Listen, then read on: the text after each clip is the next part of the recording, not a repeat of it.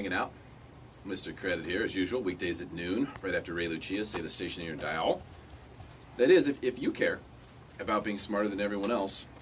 So Mike Litton, this is, and I read your blog post here, and I thought it was pretty compelling, and I wanted to give you a chance to kind of take it out and duke it out on the air here. I mean, a lot of people have been saying that the San Diego real estate market has bottomed or is in a bottoming process. We've also had people come on the air who've been very frank, and they think that prices are going to go lower from here. Do you think that the market is turning a corner, and if so, why?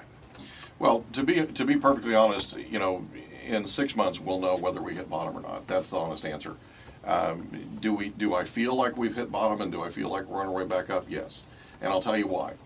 There are a number of economic indicators that we're looking at that tell us that the market is starting to heat back up again.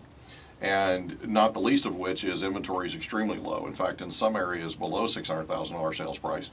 In some areas all around San Diego County, there are a lot of economists that are indicating we have less than 2 months supply. Economists are also telling us, local economists are also telling us we have a rental crisis in San Diego County. We have less than 1% vacancy rate right now. And statistical full occupancy is actually quite higher than that. And so when you start looking at that, the fact that last year we imported 30,000 more people into San Diego County than we exported, and we built 5,500 new homes.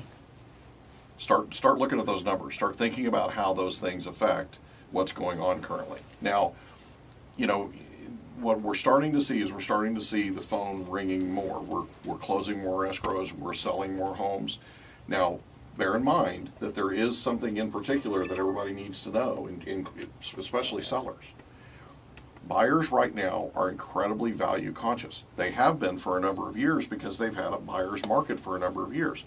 And I'm not suggesting that we're in a seller's market now, because I don't believe we're there yet. I believe we're shifting, and I believe we're shifting out of a buyer's market into potentially a neutral type market and towards a seller's market eventually in the future.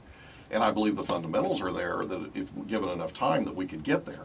Look at what's happening with interest rates. Look at what's happening with affordability. Look at what's happening with all of that. Take all of that and put it together. Leading economic indicators, everything.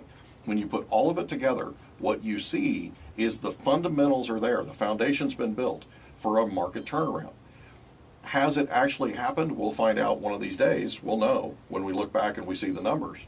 But inventory is extremely low. And there are a lot of areas of San Diego County where you've got to buy, and you've got to buy quick. But if you're a seller, one of the things you need to know are two things. Number one, the properties that are priced aggressively are selling, and they're the nicest properties on the market. So the nicest properties on the market and that are priced aggressively are the ones that are selling. The ones that are overpriced and are not the nicest ones on the market, they're just sitting there. So is it a market that's completely turned a corner? Absolutely not. Is it something where buyers still have a lot of power? Absolutely they do. But they don't have as much to pick from. That's the point. So what does that mean? Because typically what we need for a real estate market to not just be stable but to be appreciating is we need a guy to be able to come into a neighborhood and pay more for the same house than the guy who bought a year ago. Exactly. And that's not there yet. No, it's not. And I'll give you one example of something that just happened. I just closed an escrow on a property that was purchased as a bank-owned property and was fixed up and turned around, put back on the market, flipped if you will. And we sold it for $375. Literally sold it for $375. We couldn't get an appraisal but for $360. And originally the appraisal came in at $350. If we hadn't fought like there was no tomorrow, we'd have closed that at $350. So there is a challenge right now in terms of an appreciating market when you can't get appraisals for VA and FHA mortgages, when you can't get appraisers to work with you in terms of what's currently happening in the market, because some of them just don't get it.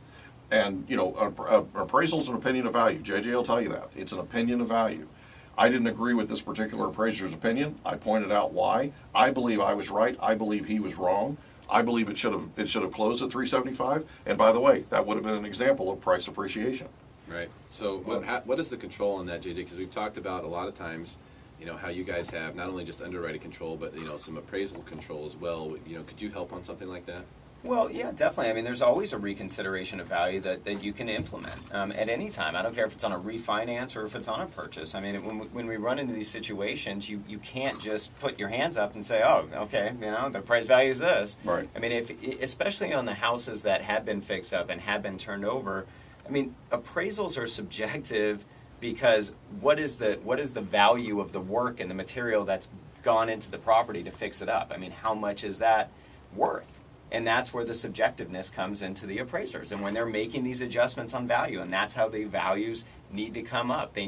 Somebody has to point out sometimes the work, the cost of the work, compared to the comparables that they're using. This is an upgraded house now. Yeah. And that's a lot of times where, these investors are going into areas, and the homes that they're selling and putting back on the market are in a better condition.